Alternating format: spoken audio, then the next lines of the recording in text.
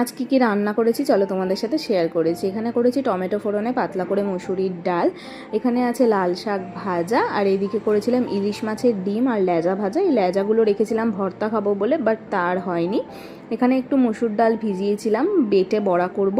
আর আমি ডালটা মিক্সিতেই পেস্ট করি, বাট একদম লেই করে নিয়ে না, একটু কচা কচা মতনই রাখি, তাহলে বড়াটা খেতে ভালো হয়।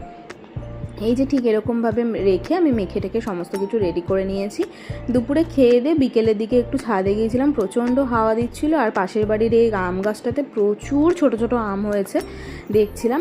আর এদিকে দেখো সোলার সিটির এখানটা পুরো ফাঁকা থাকে, তো আর কত হাওয়া দেয় ওপরে ছাদে গেলেই। আর একটা ছাদে দাঁড়িয়ে দাঁড়িয়ে খাচ্ছিলাম একটা পেয়ারা। আর আমাদের ছাদে উঠলে একদিকে সোলার সিটি আর একদিকে অ্যালকভ দেখা যায়, দেখো স্পষ্ট একদম এখান থেকে দেখাই যাচ্ছে। তো যাই হোক, তারপরে নিচে চলে এসেছিলাম। আর আজ রাতের আজকে আমার ডিনার ছিল দুধ রুটি। এটা খেলেই কিন্তু আমার ছোটোবেলার কথা মনে পড়ে।